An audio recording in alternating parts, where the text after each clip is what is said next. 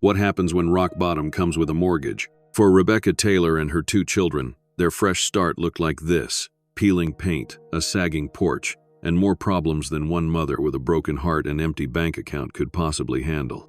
Before we continue, let us know where you're watching from. 6 months after signing her divorce papers, Rebecca Taylor stood in the pouring rain, staring at what was supposed to be her salvation. A 1930s craftsman home in her childhood hometown, the place she hadn't lived in for 20 years. The real estate listing had used words like charming and full of character. What it should have said was neglected and on the verge of collapse. Sophie, 14, artistic and withdrawn since the divorce, refused to even look at their new home. And 10-year-old Noah's excitement about a new adventure had just transformed into visible disappointment. "Well, here we are," Rebecca said with forced cheerfulness, her voice echoing in the empty foyer. Home sweet home. The smell hit them first musty, damp, with a hint of something that had died long ago in the walls. The real estate photos had been strategically cropped and filtered, hiding the water stains that bloomed across the ceiling like yellow flowers. Sophie stepped inside cautiously, her headphones still firmly in place. "I can't believe you made us move here," she muttered, heading straight for the stairs. "I'm finding my room." "Be careful on those stairs," Rebecca called after her. The inspector said they might be. A creak and a crash interrupted her as Sophie's foot went straight through a step. "Mom!" Sophie screamed. Her leg disappeared up to her knee in splintered wood. Noah's eyes widened in fear. "Is the house eating her?" Rebecca rushed to pull her daughter free, splinters catching on Sophie's jeans. "Are you okay? Are you hurt?" Sophie yanked her earbuds out. "This place is a death trap. I hate it here. I hate it." 6 months ago, as Rebecca sat across her lawyer, pen hovering over the divorce papers. "Once you sign, the house goes to him," her lawyer reminded her. "Are you sure you don't want to fight for it?" Rebecca shook her head. "The kids need stability, not parents who are draining their college funds on legal fees. I'll figure something out." That something had come in the form of a phone call from her hometown's real estate agent. A property had come on the market, the old Wilson place, the house that had belonged to her grandmother's best friend, the house where she'd spent countless afternoons as a child. The price was shockingly low, too low, as she was now discovering. That night, the 3 of them huddled in sleeping bags in the barren living room. Rain continued to pour, finding its way through at least 3 separate leaks. Rebecca had placed pots and pans to catch the water, creating an irregular symphony of drips. "Remember when we went camping that time in Yosemite?" Rebecca tried, passing out slices of cold pizza. "This is like that, an indoor camping adventure." Noah nibbled his pizza, except there are no s'mores, and Dad's not here. The words hung in the air like the dust motes visible in the beam of their single working lamp. "Mom," Sophie said quietly, "what happens if we can't fix this place? We don't have anywhere else to go, do we?" Rebecca swallowed hard, pushing back the panic that threatened to overflow. "We'll make it work. This house just needs some love." She forced a smile. "Besides, your great-grandmother used to visit here all the time. This house has good bones and good memories. We just need to find them again." After the kids had finally fallen asleep, Rebecca stepped onto the sagging porch with her phone, trying to find enough signal to make a call. "Megan, it's me. I think I've made a terrible mistake." Her best friend's voice was a lifeline across the miles. "Talk to me, Beck. How bad is it? Remember when I said it needed a little work? I was off by about a century." Rebecca's voice cracked. The inspector clearly took a bribe. "There are structural issues, electrical problems, plumbing disasters. I don't even know where to start. Can you back out? Get your money back? I used everything I had from the divorce settlement. If I walk away now, we have nothing." Rebecca wiped away a tear. "I can't let the kids see me fall apart. Sophie's already barely speaking to me since the divorce, and Noah's trying so hard to be brave." A silence fell between them. "You know what my grandmother used to say," Megan finally offered. "When you can't see the way forward, start by cleaning what's right in front of you." The next morning, Rebecca woke before the kids. She found an old broom in a closet and began sweeping the kitchen. By the time Sophie and Noah stumbled downstairs, she had cleared enough space for their camping stove. "Pancakes," she announced, flipping one with determined cheerfulness. "And I have good news. The water's been turned on, and while the water heater is questionable, we have a functioning bathroom. Sort of." Noah approached the pancakes cautiously. "Are we really going to live here, Mom?" Rebecca nodded. "We are, and we're going to make it amazing. After breakfast, we're going to make a plan." Sophie poked at her pancake. "I have a plan. Call Dad and tell him this was a mistake." Rebecca stiffened. "Your father has moved on, Sophie. He and Carla are starting their new life, and we're starting ours. We didn't ask for a new life. Sophie shouted. "You and Dad ruined everything, and now you've dragged us to this dump." Rebecca felt her control slipping. "Sophie, I am doing the best I can. Do you think this is what I planned? Do you think I wanted any of this?" The silence that followed was broken only by Noah's small voice. "Is that a treehouse out back?" Rebecca turned to follow his gaze through the grimy window. Sure enough, nestled in a massive oak tree was the weathered remains of what had once been a child's hideaway. "I think it is," Rebecca said, grateful for the distraction. "Want to check it out after breakfast?" Noah nodded eagerly. As they stood beneath the ancient oak later that morning, Rebecca felt the first genuine smile cross her face. The treehouse was sturdy, far more stable than parts of the main house. Someone had built it with love and skill. "Can we fix it up, Mom?" Noah asked, already reaching for the ladder. "Careful," Rebecca cautioned. "Let me check it first." As she climbed the rickety ladder, testing each rung, Rebecca felt something she hadn't experienced in months. Possibility. The treehouse was small but solid. It needed new boards, fresh paint, perhaps a real window to replace the cutout square, but it could be saved. Standing in the tiny wooden structure, Rebecca looked out over the yard, overgrown and wild but spacious. Beyond it, she could see the rooftops of the small town where she'd grown up, where everyone knew everyone's business, for better or worse. "It's going to be okay up there?" Noah called from below. Rebecca looked down at her son's upturned face, so full of hope and trust despite everything they'd been through. "Yes," she said with newfound determination. "It's going to be okay." That afternoon, Rebecca made a phone call. "Hello? Is this Daniel Ortiz? I got your number from the hardware store. I've been told you're the best contractor in town. I have a project, well, more like 100 projects. It's the old Wilson place." There was a low whistle on the other end of the line. "The Wilson place? That's been empty for years. What kind of shape is it in?" Rebecca laughed, a slightly hysterical edge to it. "Let's just say we're currently using umbrellas indoors. I can come by tomorrow morning to take a look," Daniel offered. "But I should warn you, I'm booked with projects for the next few months. I might be able to give you some advice, maybe help with the most urgent issues, but a full renovation. Anything would help at this point," Rebecca admitted. "We'll see you tomorrow." That night, as the kids slept, Rebecca pulled out her laptop, connecting to the weak signal from her phone's hotspot. She opened a new document and titled it Operation Resurrection. Beneath it, she began a list. Fix roof, urgent. Repair structural damage to stairs and floors. Update electrical, plumbing issues. Kitchen renovation. Bathroom upgrades. Walls and paint. Landscaping. She stared at the list, the enormity of it making her chest tighten. Then she went to her banking app and looked at the balance, the last of her divorce settlement after the down payment. It wasn't nearly enough. Rebecca opened a new browser tab and typed, "How to renovate a house on a shoestring budget." Daniel Ortiz was younger than Rebecca had expected, with capable hands and thoughtful eyes that didn't betray any shock as he walked through the house, though she knew it must be worse than many projects he'd seen. "The good news," he said after his inspection, "is that the foundation is solid. This house was built right the first time. The bad news is pretty much everything else." They stood in what would eventually be the kitchen. Noah had followed Daniel around like a shadow, hanging on his every word, while Sophie had remained upstairs, exploring the bedrooms. "So what's the prognosis, doctor? Can it be saved?" Rebecca tried to keep her tone light. Daniel nodded slowly. "It can, but it's going to take time, money, and a lot of work." He handed her a notepad with his assessment and rough cost estimates. Rebecca's face must have betrayed her shock at the bottom line. "I've broken it down by priority," Daniel added quickly. "The roof has to come first. There's no point doing anything else until that's fixed.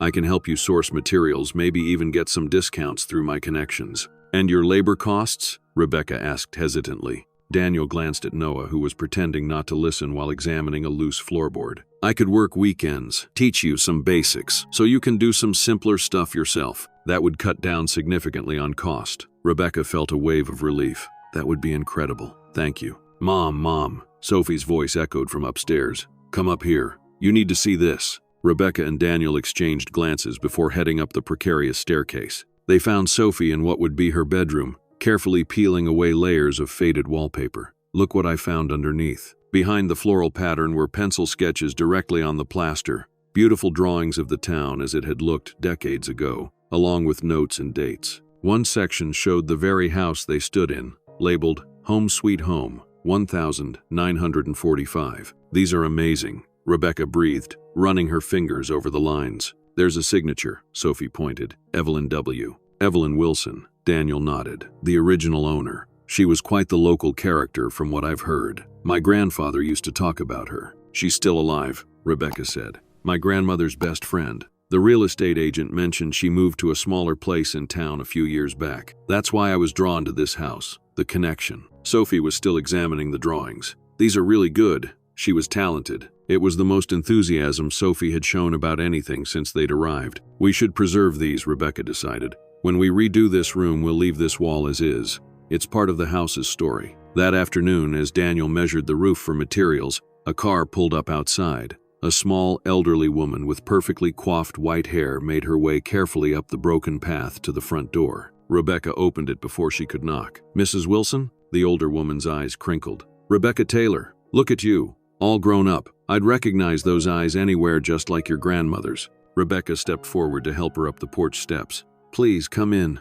though I should warn you, the house is in rough shape. Mrs. Wilson waved away her concern. I know exactly what shape it's in, dear. I couldn't take care of it properly these last few years. Arthur, that was my husband. He always handled the maintenance. After he passed, things started to fall apart. She looked around the entrance hall with a curious mix of sadness and acceptance. Rather like I did, I suppose. They settled in the living room, where Rebecca had set up a few folding chairs, the only furniture they currently had besides their sleeping bags. I heard you'd bought the place, Mrs. Wilson continued. People talk in small towns, you know. When I heard it was Margaret's granddaughter, well, I had to come see for myself. She fixed Rebecca with a knowing look. You're running from something, aren't you? Just like your grandmother did when she first came to town. Rebecca was taken aback. I didn't know Grandma was running from anything. Mrs. Wilson smiled. Oh yes, Margaret arrived here in 1952 with a broken engagement behind her and not much else. She thought she'd failed at life. Turned out, life was just getting started. She patted Rebecca's hand.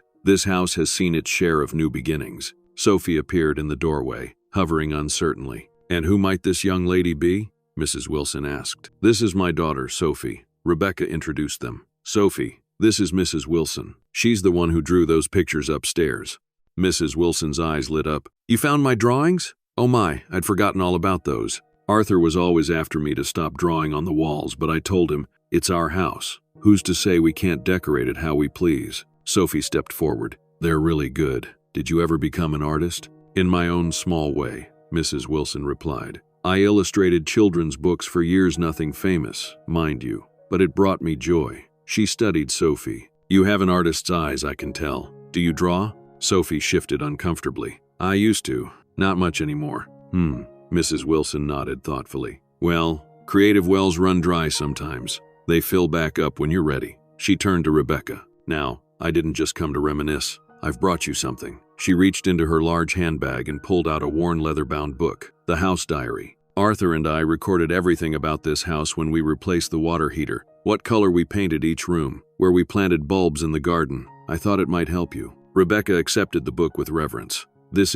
Thank you. This is invaluable. You'll find your grandmother in there too, Mrs. Wilson added with a twinkle in her eye. She helped us plant the rose garden in '63, and there was the summer of '67 when a tree branch crashed through the upstairs window during a storm, and your grandfather helped Arthur repair it. She rose with some difficulty. I should be going, but I'll be back to check on your progress. This old house deserves people who love it back to life. As Rebecca walked her to the door, Mrs. Wilson paused. It gets better, you know. Whatever you're healing from, the cracks don't disappear, but they become part of your story. After she left, Rebecca opened the house diary, finding entries dating back to 1935 when the house was first built. It was a treasure trove of information: where the water main was located, which windows tended to leak, the composition of the original plaster walls. Mom, Noah called from the backyard. Mr. Ortiz is showing me how to measure for the treehouse repairs. Through the window, Rebecca could see her son following Daniel around the oak tree, clipboard in hand, face serious with concentration. It was the happiest she'd seen him since the divorce. That evening, while the kids were occupied, Rebecca climbed to the attic with a flashlight. The house diary had mentioned storage trunks, and she was curious what might remain. The space was dusty and cramped, filled with cobwebs and the skittering sounds of mice, but in the corner, just as described, sat 3 large trunks. The first contained old clothes and linens, too moth-eaten to salvage. The second held Christmas decorations and photo albums that Rebecca set aside to examine later, but it was the third trunk that made her breath catch. Inside was a collection of letters tied with faded ribbons. and on top, an envelope addressed in her grandmother's handwriting. To Evelyn, my dearest friend. Rebecca sat back on her heels, flashlight balanced between her shoulder and chin as she carefully opened the envelope. My dearest Evelyn, it began. As I prepare to leave this world, I find myself thinking of our sanctuary hours we spent in your kitchen planning adventures, the afternoons in your garden sharing our deepest secrets. Your home has been as much a part of my life story as my own. Perhaps someday, one of my girls will find her way back to it when she needs a safe harbor, just as I once did. Rebecca wiped away tears. Had her grandmother somehow known she would end up here? Had some cosmic force guided her back to this specific house? She gathered the letters and the photo albums and made her way carefully back downstairs. In the living room, she found Sophie scrolling through her phone, the permanent scowl momentarily absent from her face. "What's that?" Sophie asked, noticing the dusty bundle. "History," Rebecca replied, setting down the items on their makeshift coffee table, a large cardboard box turned upside down. "It seems your great-grandmother had a special connection to this house. These are letters she wrote to Mrs. Wilson over the years." Sophie set her phone down, a small miracle in itself. "Can I see?" Rebecca handed her one of the letters, watching as her daughter carefully unfolded the delicate paper. "Evelyn," Sophie read aloud, "sometimes I think we women build our true homes in each other's hearts before we ever lay brick and mortar. Your friendship has been my foundation through the stormiest seasons." She looked up at Rebecca. "That's really beautiful." Rebecca nodded, throat tight with emotion. "Yes, it is." Later that night, after checking that both kids were asleep in their makeshift beds, Rebecca took out her laptop again. On impulse, she opened Instagram and created a new account, at the Wilson House Revival. For the first post, she photographed the exterior of the house at sunset, when the golden light softened its flaws and highlighted its potential. In the caption she wrote, "Day 1 of our journey. This 1930s craftsman house might look abandoned and broken, but it's about to become home for one divorced mom and 2 reluctant kids. Follow along as we renovate this house and maybe ourselves in the process." She hit post without overthinking it, then closed her laptop. Tomorrow they would begin tearing away the damaged parts of the house, making room for what would come next. It felt terrifying and exactly right at the same time. 3 weeks into the renovation, Rebecca stood in what was now clearly a construction zone rather than a home. The roof repairs had begun, with Daniel and his small weekend crew methodically replacing rotted sections. Inside, Rebecca and the kids had torn out damaged drywall and pulled up warped flooring, creating mountains of debris that filled a rented dumpster. The physical labor had been therapeutic for Rebecca. There was something satisfying about smashing through a water-damaged wall with a sledgehammer, something healing about stripping away the old to make room for the new. Her muscles ached in ways they never had during her graphic design career, but it was a good ache, evidence of hard work and progress. Sophie had gradually begun to help, mostly with the careful removal of salvageable elements, original woodwork, vintage doorknobs, the few intact light fixtures. Noah had become Daniel's unofficial apprentice, soaking up construction knowledge like a sponge. Their Instagram account had gained a modest following, mostly friends, former colleagues, and renovation enthusiasts who offered advice and encouragement. Rebecca had found herself looking forward to documenting their progress each evening, capturing small victories like uncovering the original kitchen tiles or discovering an intact stained glass window hidden behind a bookcase. But today, all that progress felt tenuous. Rebecca stared at her laptop screen, trying to make sense of the numbers that refused to add up. The roof was costing more than estimated. The electrical system was in worse shape than they'd thought. And her freelance graphic design work, the income she was counting on to fund the renovation, had slowed to a trickle. "Hey," Daniel's voice interrupted her financial spiral. He stood in the doorway, work gloves in hand. "We've finished the north section of the roof. Want to come see?" Rebecca closed her laptop. "Sure." She followed him outside, squinting up at the new shingles gleaming against the October sky. "It's looking good," Daniel said. "We should finish the rest this week if the weather holds." "About that," Rebecca began hesitantly, "I may need to stretch out the timeline a bit. Financially, things are a little tight right now." Daniel studied her face. "The roof can't wait, Rebecca. Not with winter coming." I know. We'll get the roof done. It's just, everything after that might need to slow down." She sighed. "I thought I'd have more design projects by now, but it's taking time to rebuild my client base here." "What kind of design do you do?" Daniel asked. "Graphic design, logos, websites, branding packages. I was pretty established back in the city, but starting over in a small town is different." She managed a wry smile. "Turns out not many local businesses are looking for a rebrand right now." Daniel nodded thoughtfully. "Have you talked to Frank down at the hardware store?" His website is straight out of 1998. And my sister owns the new coffee shop on Main. She's been complaining about needing marketing materials. Rebecca felt a flicker of hope. Really? Do you think they'd be interested? Worth asking. Small towns work on word of mouth.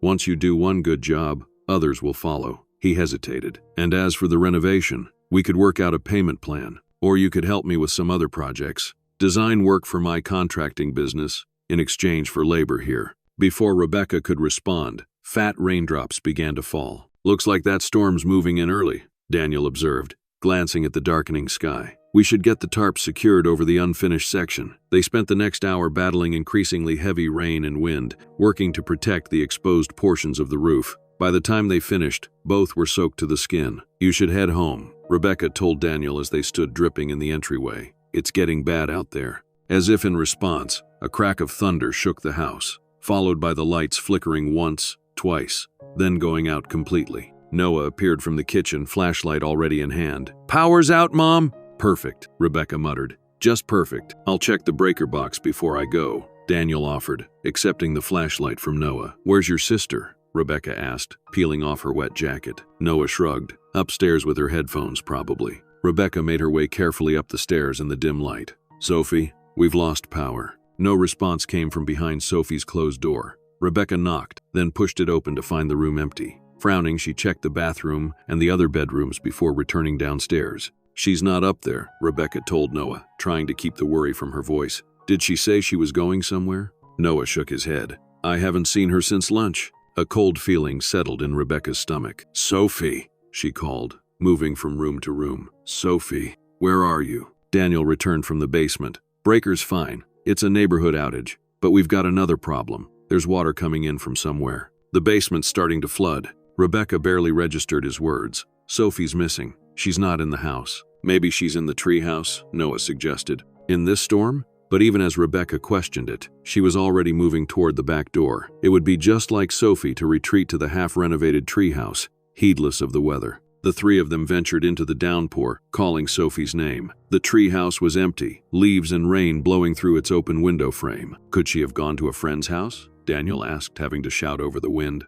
She doesn't have any friends here yet, Rebecca replied, panic rising in her throat. She's made that abundantly clear. They retreated inside, all of them now drenched. Rebecca grabbed her phone, finding it down to 20% battery. I'm calling the police. Just as she was about to dial, the front door burst open and Sophie stumbled in, soaking wet and mud-spattered. Sophie! Rebecca rushed to her. Where were you? We were worried sick. Sophie's face was tear-streaked beneath the rain. I just needed to get out, okay? This house was suffocating me. In the middle of a storm? What were you thinking? Relief was rapidly converting to anger in Rebecca's voice. I was at the library. I just lost track of time and then it started raining and my phone died. Sophie pulled away from Rebecca's reach. Stop treating me like I'm a child. You're 14, Sophie. You are a child, and you can't just disappear without telling anyone where you're going. Like you told us before you decided to move us to this dump. Like you told us before you and Dad decided to get divorced. Sophie's voice cracked. You make all these decisions that ruin our lives, then act like I'm the irresponsible one. Rebecca reeled as if she'd been slapped. The accusation stung all the more because part of her feared it was true.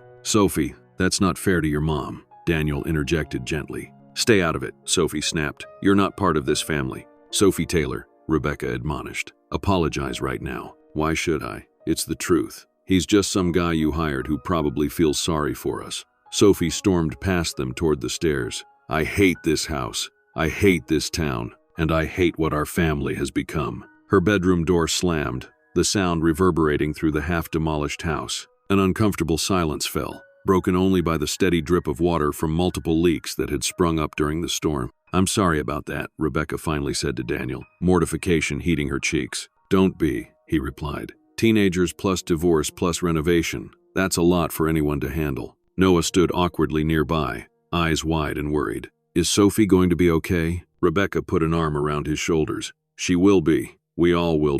It's just a rough patch. Speaking of rough patches, Daniel said, we should check on that basement flooding before it gets worse. The basement revealed the full extent of the storm's damage. Water was seeping in through the foundation walls and pooling several inches deep on the concrete floor. The ancient water heater stood in the growing puddle, making ominous popping sounds. This isn't good, Daniel said, wading through the water to examine the heater. "We need to shut this off before it shorts out completely." As they worked to mitigate the flooding, bringing buckets, towels, and the shop vacuum Daniel had left on site, Rebecca felt a crushing weight of defeat pressing down on her. The house seemed to be fighting back against their renovation efforts, revealing new problems faster than they could solve the old ones. By midnight, the storm had finally passed, though the power remained out. Daniel had stayed to help with emergency measures, but the damage was significant. Water had seeped up through the floorboards in several downstairs rooms. The newly exposed wooden subfloor now warped and stained. "We'll assess everything in daylight,"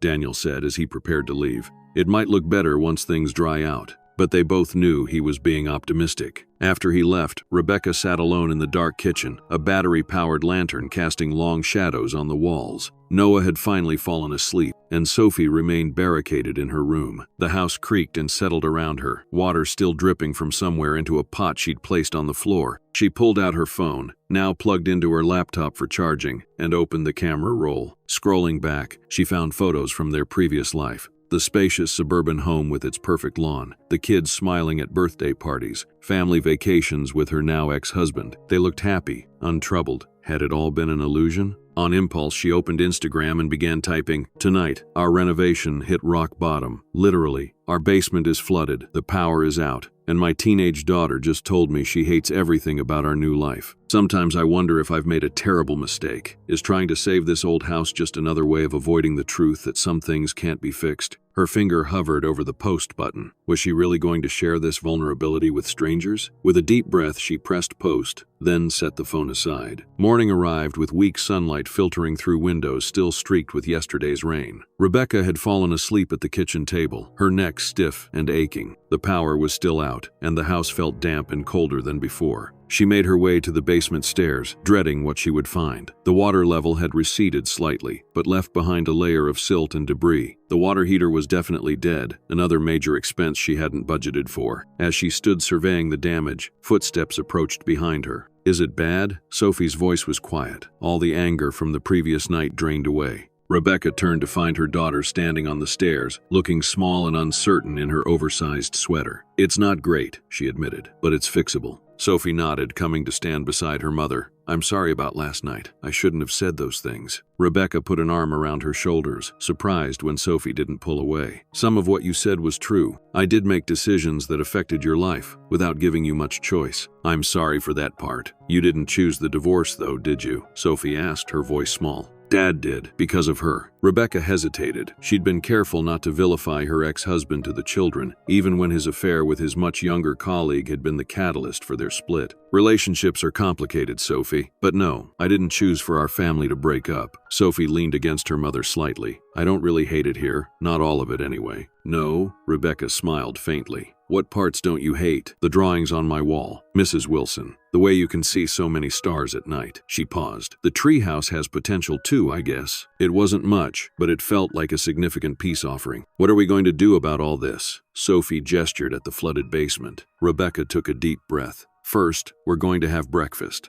Then we're going to make a list, and then we're going to figure it out one problem at a time." As they turned to head back upstairs, Rebecca's phone buzzed with a notification. She glanced down to see dozens of responses to her late-night Instagram post messages of encouragement, advice about flood damage, and even offers of help from local followers who recognized the Wilson house. One comment in particular caught her eye. "Every renovation has a moment when you want to give up. That's usually right before the breakthrough. Hang in there. Evelyn W." Mrs. Wilson was on Instagram? Rebecca hadn't even known the elderly woman owned a computer. The simple message brought tears to her eyes, not of despair this time, but of gratitude. Perhaps they weren't as alone in this as she'd feared. "What is it?" Sophie asked, noticing her mother's expression. Rebecca showed her the phone. "It seems we have more support than I realized." By afternoon, the extent of the storm damage had become clear in the harsh light of day. Beyond the basement flooding, a section of the newly repaired roof had been compromised, several windows were leaking, and the yard had turned into a muddy swamp. The power remained out, with the electric company estimating restoration by evening. Rebecca sat at the kitchen table, calculator in hand, trying to figure out how to stretch their limited budget to cover these new disasters. No matter how she juggled the numbers, they came up short.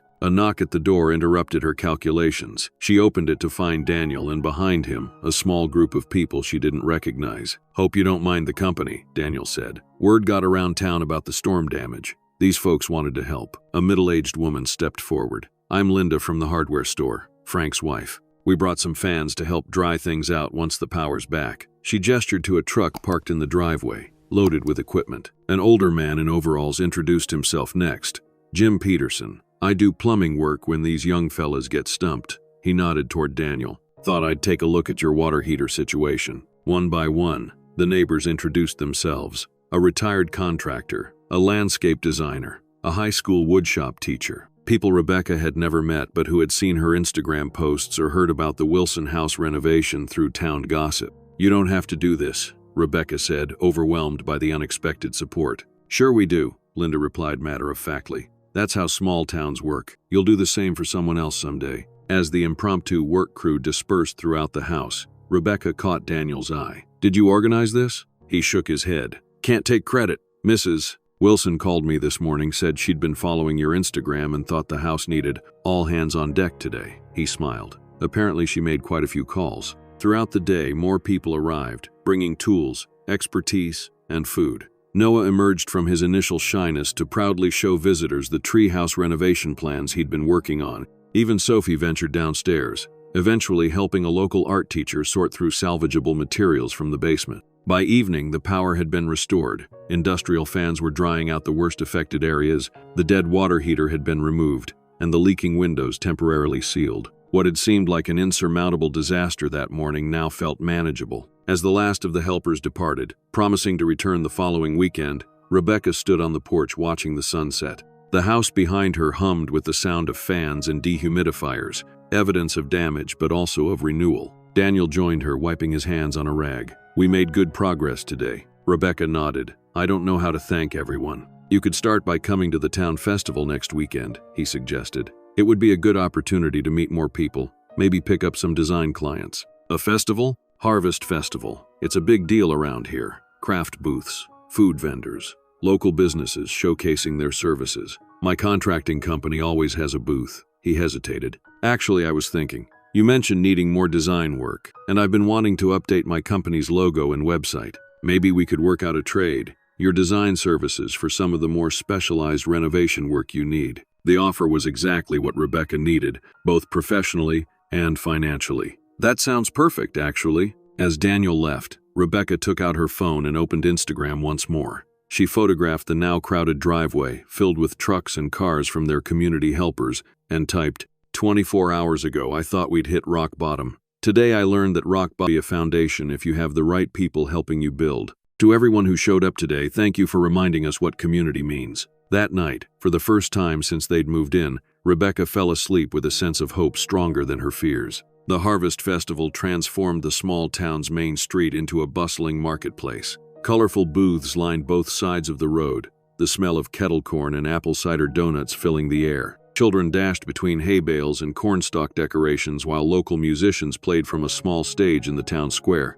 Rebecca stood behind a makeshift booth she shared with Daniel's contracting company. She'd spent the week creating new branding for his business, a clean, modern logo that maintained the warmth and trustworthiness his local reputation was built on. Around it, she displayed samples of her other design work and business cards featuring her new company name, Foundations Design Studio. "What do you think?" she asked Daniel as he returned with coffee for both of them. "I think you're going to be turning away clients by the end of the day," he replied, admiring the professional display. "The new logo looks even better printed than it did on screen." Noah darted up to the booth, his face painted like a tiger. "Mom, they have a wooden boat building contest for kids. Can I enter?" "Of course," Rebecca smiled, handing him a few dollars. "Where's your sister?" "Over there." Noah pointed across the square where Sophie stood talking to a girl about her age, both of them examining something on the other girl's phone. "She made a friend. Her name's Olivia and she's into art too." Rebecca tried not to look too surprised or pleased. Any reaction might send Sophie retreating back into her shell. "That's great, honey. Have fun with the boat building." As Noah dashed off, Daniel nudged Rebecca. "Looks like you have your first potential client headed this way." A woman in her 30s approached the booth, examining Rebecca's portfolio. "Are you the one renovating the old Wilson place? I've been following your Instagram." "That's me," Rebecca confirmed. Rebecca Taylor. I'm Jesse Miller. I own the bookstore down the block, Miller's Pages. We're long overdue for a website overhaul, and I love what you've done here. She gestured to Daniel's new branding materials. By midday, Rebecca had collected contact information from 6 potential clients: the bookstore, a local bakery, a bed and breakfast looking to attract more tourists, and several individuals interested in personal branding for their small businesses. You're a hit, Daniel observed during a lull in foot traffic. How does it feel to be the town's hot new designer? Rebecca laughed. Surreal. A month ago, I was wondering if I'd made the biggest mistake of my life. Now it almost feels like it was meant to be. Speaking of meant to be, Daniel nodded toward the far end of the street. Isn't that your daughter up on stage? Rebecca turned to see Sophie standing with her new friend and several other teenagers near the small stage where musicians had been performing. After a brief announcement from the festival coordinator, Sophie stepped up to a microphone. Hi, her voice echoed tentatively across the square. I'm Sophie Taylor. My mom and I are renovating the old Wilson house, and while tearing down walls, we found some amazing artwork hidden behind the wallpaper. Mrs. Wilson Evelyn did these drawings decades ago, and they inspired me to start drawing again. She gestured to an easel beside her. This is my first piece in a long time. It's called Uncovered. She unveiled a striking charcoal drawing of their house, not as it currently appeared, half renovated and rough, but as it might one day be, with light streaming from the windows and a family visible inside. Rebecca felt tears spring to her eyes. Sophie hadn't shown her the drawing, hadn't even mentioned she was working on art again. The cool thing about renovation, Sophie continued, her voice growing stronger, is that sometimes when you tear something down, you find something better underneath. I guess that can be true for families too, not just houses. She made brief eye contact with Rebecca across the crowd. Anyway, thanks for letting me share. The audience applauded warmly as Sophie and the other young artists displayed their work. Rebecca wanted to rush over and hug her daughter, but she restrained herself, sensing that Sophie needed this moment of independence. That's quite a girl you've got there, came a familiar voice beside her. Rebecca turned to find Mrs. Wilson, elegantly dressed and leaning on a cane. Mrs. Wilson, I didn't know you'd be here today. Wouldn't miss the Harvest Festival. It's been a tradition for 70 years. The elderly woman nodded toward Sophie. She's finding her way back to herself, just like you are. Rebecca smiled. I think we all are. Thank you, by the way, for rallying the troops after the storm.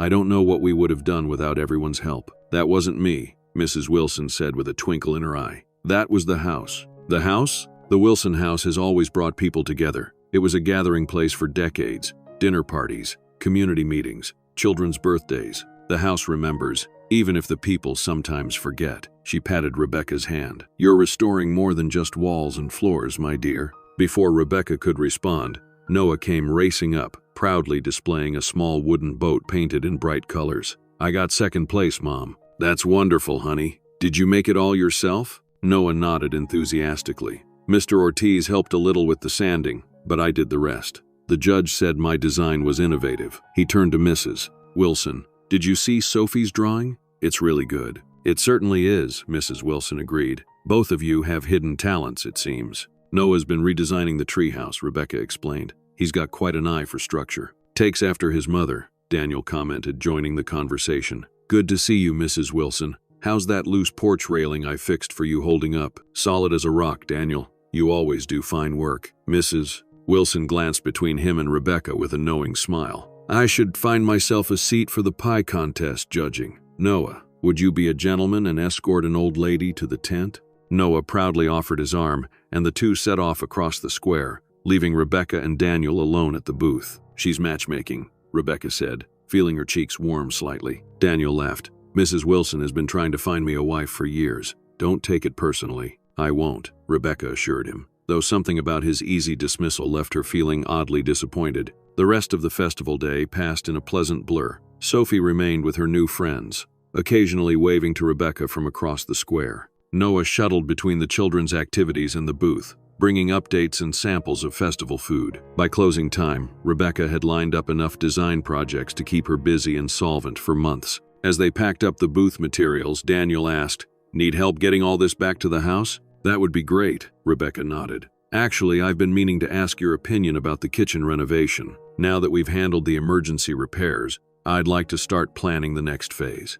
Back at the house, with the children occupied in their respective spaces, Noah in the treehouse, Sophie in her room with her new friend Olivia, Rebecca spread kitchen design ideas across the dining table they'd recently salvaged from a thrift store. I'm torn between trying to restore the original 1930s style and going with something more modern but still compatible with the house's character, she explained, showing Daniel her sketches. He studied them thoughtfully. Both would work. The question is, what feels right to you? This is your home, after all. That's just it, Rebecca said, surprised by the emotion in her voice. It really is starting to feel like home. I didn't expect that to happen so quickly. Houses become homes when the right people live in them, Daniel replied. I've renovated dozens of properties, and you can always tell the difference between a house being flipped for profit and one being transformed with love. Rebecca looked up at him, struck by his insight.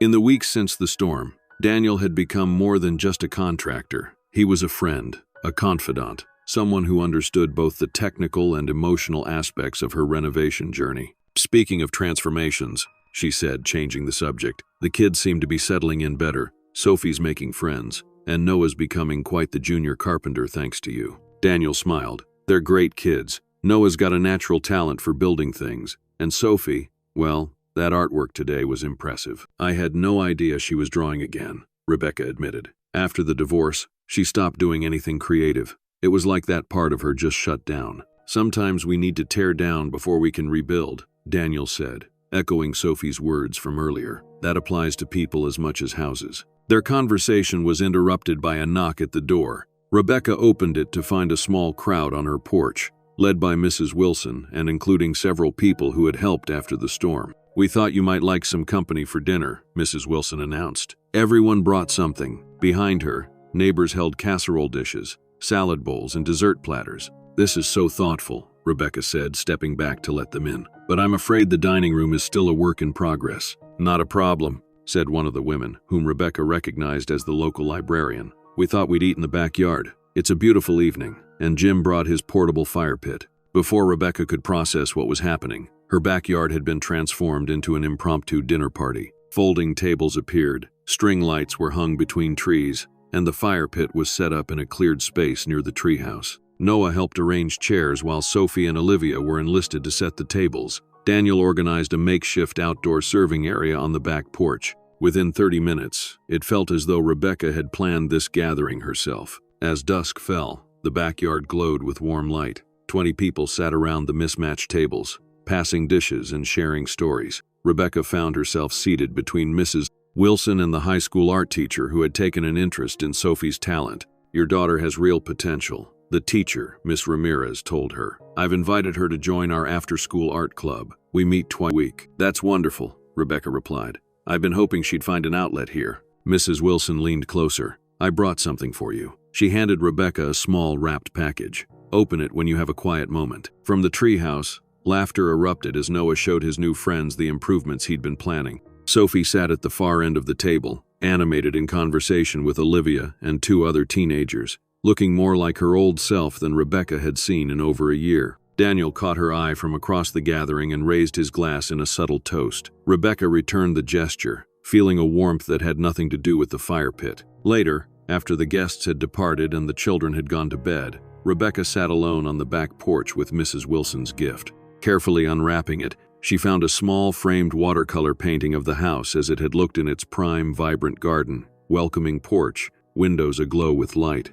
A note tucked into the frame read, "The house as it was, and as it will be again. Some places hold magic. They attract the right people at the right time. This house has been waiting for you, Rebecca. Evelyn." Rebecca held the painting in her lap, looking out at the yard now returned to darkness but still holding the echoes of laughter and conversation from earlier. For the first time since the divorce, she felt truly at peace with her decision to start over in this place. The following weeks brought steady progress on the house. With the emergency repairs behind them and Rebecca's design business building momentum, they were able to begin the more enjoyable aspects of renovation, choosing colors, designing spaces, making the house truly theirs. Sophie's room was completed first, with one wall preserved to showcase Evelyn's original drawings. The remaining walls were painted a soft blue-gray that Sophie had selected, and Rebecca had splurged on a window seat where her daughter could draw with natural light. Noah's room followed, with built-in shelving for his growing collection of model boats and construction vehicles.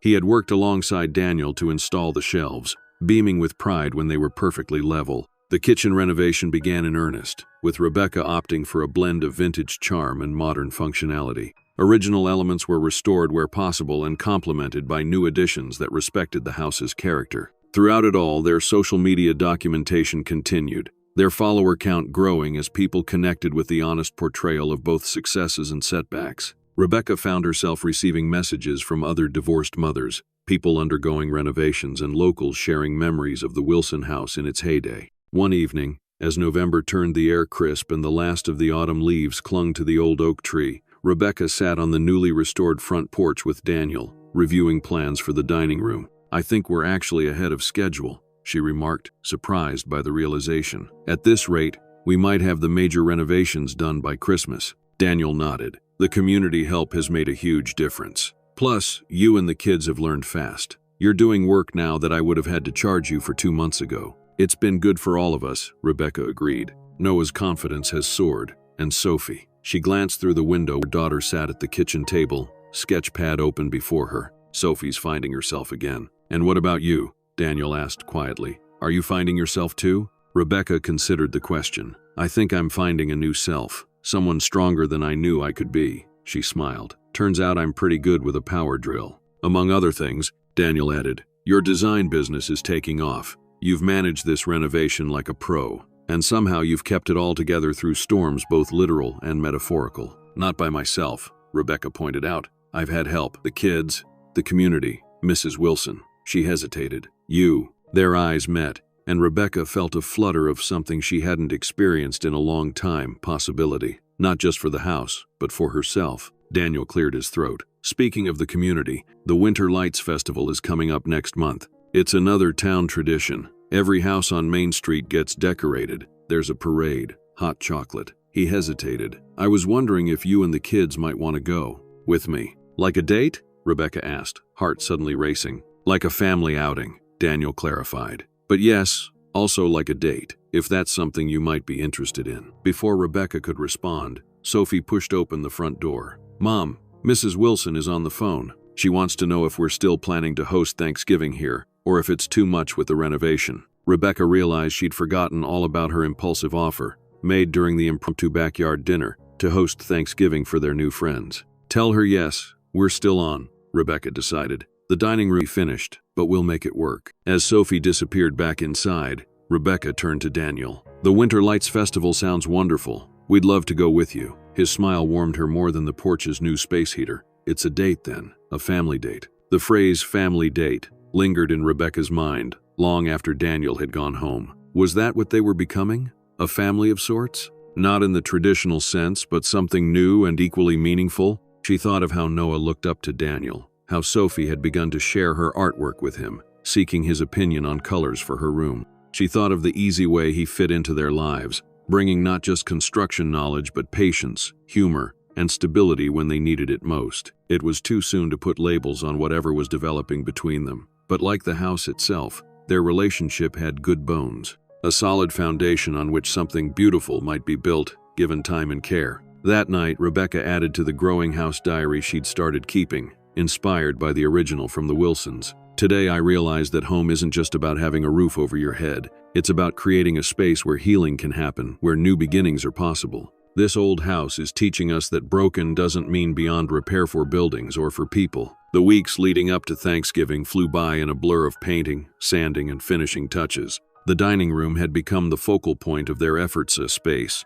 large enough to accommodate the 15 guests Rebecca had impulsively invited for the holiday. Original wainscoting had been carefully restored, walls painted a warm sage green above it. The massive oak table that had come with the house had been refinished by Daniel and Rebecca over several evenings, their conversation flowing as easily as the Danish oil they worked into the wood. Sophie had created artwork for the walls, not just her own pieces, but carefully framed selections of Evelyn's original drawings that they'd discovered throughout the house. Noah had built a centerpiece with wood salvaged from the renovation, a miniature version of the Wilson house that would hold candles for the Thanksgiving table. The night before Thanksgiving, Rebecca stood in the nearly completed dining room, mentally reviewing her checklist. The kitchen renovation wasn't finished, but it was functional enough for holiday cooking. The living room still needed work, but the dining room, downstairs bathroom, and entrance hall were ready for company. "Mom?" Noah appeared in the doorway. wearing pajamas and clutching a tablet. "Can I show you something?"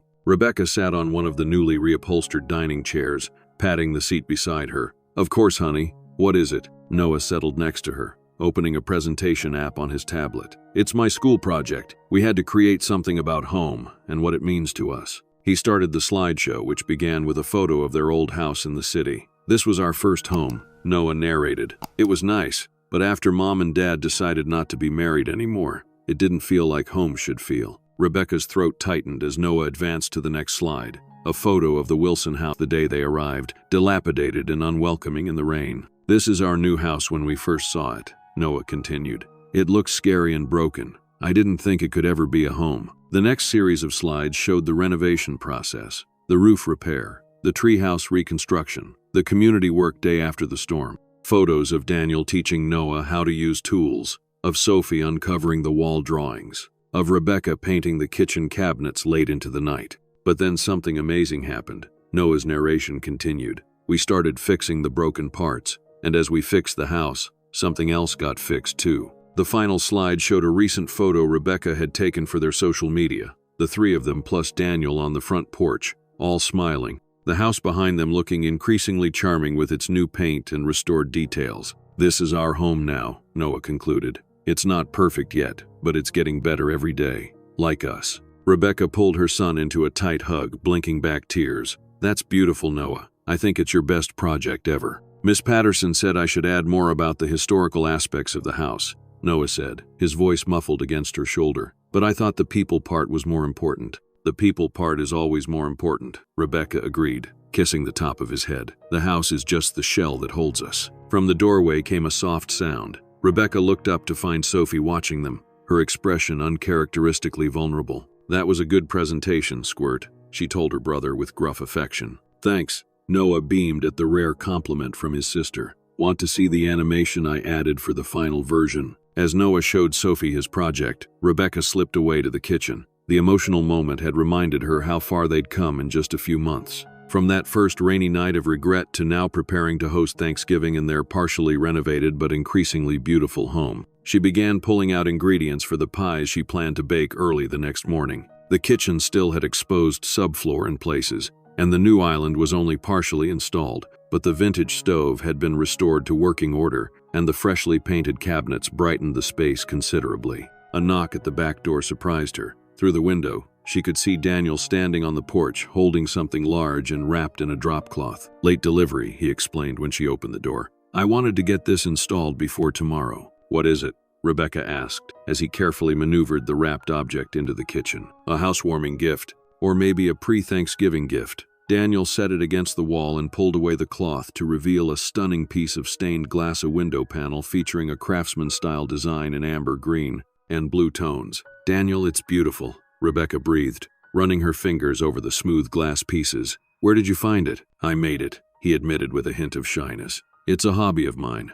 I thought it might look good in that transom window above the front door. The measurements should be exact." Rebecca was speechless. The window was not only beautiful but perfectly matched the house's architectural style and the color palette they'd chosen for the renovation. "You made this? For us?" Daniel nodded. "I started it after the storm. Something about how you refused to give up on this place, even when it was literally underwater. It inspired me." Rebecca impulsively wrapped her arms around him. "Thank you. It's the most thoughtful gift anyone has ever given us." Daniel returned the embrace, his work-roughened hands gentle on her back. "You're welcome," he murmured into her hair. They stood that way for a long moment before the sound of footsteps on the stairs broke them apart. "Is that a stained glass window?" Sophie asked, entering the kitchen with Noah close behind. "Daniel made it for our house," Rebecca explained, her cheeks warm. "That is so cool," Noah declared, examining the craftsmanship. "Can you teach me how to make these?" Daniel laughed. "It takes practice, but sure. Maybe we can start with something small after the holidays."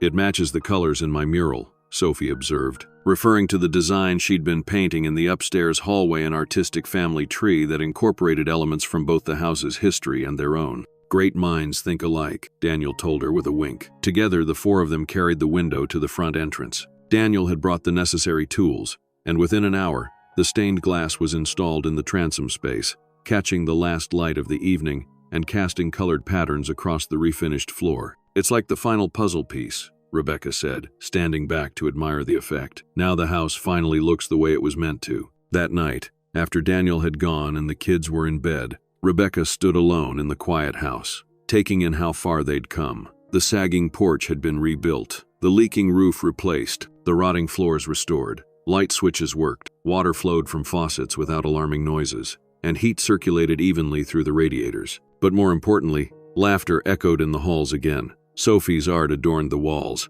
Noah's projects occupied the workshop area created in a corner of the garage. And Rebecca had found not just a career renaissance but a new sense of capability and strength. Thanksgiving morning dawned clear and crisp, perfect late November weather. Rebecca rose early to begin cooking, only to find Sophie already in the kitchen, apron on, pie dough rolled out on the counter. "I couldn't sleep," her daughter explained. "I thought I'd get started on the pie. Grandma used to let me help with the crimping." Rebecca felt a wave of emotion, remembering holidays past when Sophie and her mother had baked together. It was a tradition that had fallen by the wayside during the troubled final years of her marriage. "I'd love the help," Rebecca said simply, tying on her own apron. They worked side by side in comfortable silence, the familiar rhythm of baking bringing them closer than any conversation could have. When Noah appeared an hour later, he was put in charge of setting the dining table, a responsibility he took with surprising seriousness, carefully arranging the mismatched vintage china they'd collected from thrift stores.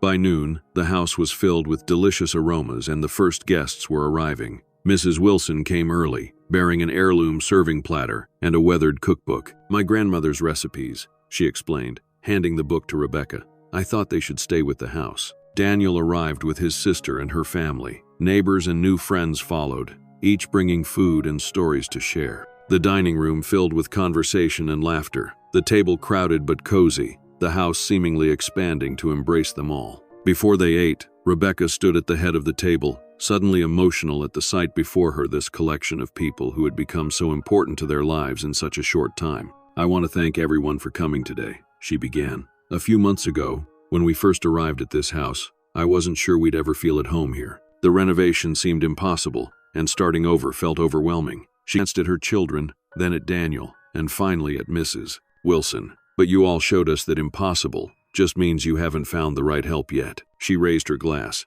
"To new beginnings, to old houses with good bones, and to the people who help us rebuild when life tears down our walls." "Here, here," came the response around the table, glasses raised in return. As the meal progressed, Rebecca found herself watching her children. Sophie engaged in animated conversation with Mrs. Wilson about art schools, Noah demonstrating his latest woodworking techniques to Daniel's nephews. They were thriving in ways she couldn't have imagined that first rainy night. After dinner, while pie was being served, Mrs. Wilson beckoned Rebecca into the living room. "I have something else for you," the elderly woman said, reaching into her handbag. "Been sitting in my apartment all these years, but it belongs here." She withdrew a small velvet pouch and placed it in Rebecca's palm. Inside was an antique brass key. "The original key to the front door," Mrs. Wilson explained. "Arthur had it made into a necklace for me on our 40th anniversary. I'd like you to have it now." "Evelyn, I couldn't possibly." Mrs. Wilson closed Rebecca's fingers around the key. "The house has chosen you. I've known it from the moment you arrived. This house needed a family that understood what it means to be broken and repaired, a family that could appreciate its scars and imperfections." Rebecca's eyes filled with tears. "Thank you for everything. Your friendship has meant so much to us, to me." Mrs. Wilson patted her hand. "Margaret would be proud of you. She always said you had grit, even as a little girl." She glanced toward the dining room, where Daniel was helping Noah serve pie to the guests.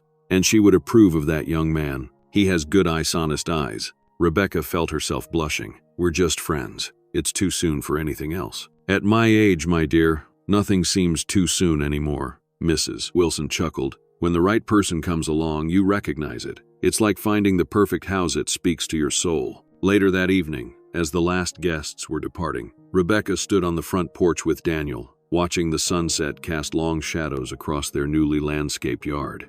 "It was a perfect day," she said softly. "I didn't know I could feel this content again." Daniel nodded, his shoulder just touching hers as they leaned against the porch railing. "You've created something special here, Rebecca. Not just the renovation, but a home, a community." "We created it," she corrected him. "I couldn't have done this without you." Their eyes met, and in that moment, Rebecca felt the last broken piece of her heart begin to mend. Not erasing the past, but building something new upon it, just as they had done with the house. As if reading her thoughts, Daniel gently took her hand. The Winter Lights Festival is next weekend, our first official family date. Rebecca smiled, intertwining her fingers with his. I'm looking forward to it. Inside, Sophie was playing the piano. They'd recently restored a skill she hadn't practiced since before the divorce. Noah's laughter echoed from the kitchen where he was helping Mrs. Wilson pack up leftover pie. Through the new stained glass window above the door, the fading sunlight cast jewel-toned patterns across the entryway floor. Rebecca looked up at the house, their house now transformed from a neglected structure into a vibrant home.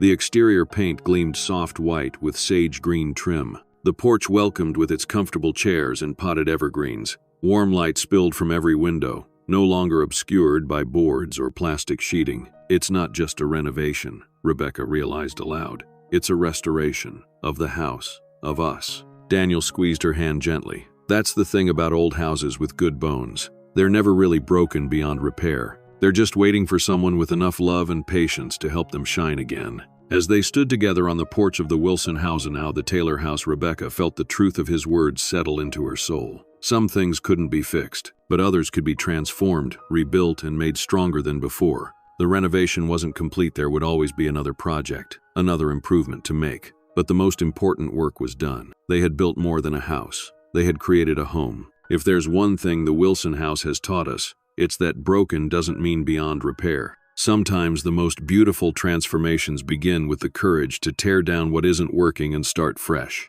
What in your life needs renovation? What walls are you afraid to tear down? What foundation are you building your future upon? Share your thoughts in the comments below. If you've enjoyed this story of renovation and renewal, please like this video and subscribe to our channel for more stories that remind us of our capacity to rebuild, restore, and begin again. Until next time, remember that home isn't just where you live, it's where you find yourself again.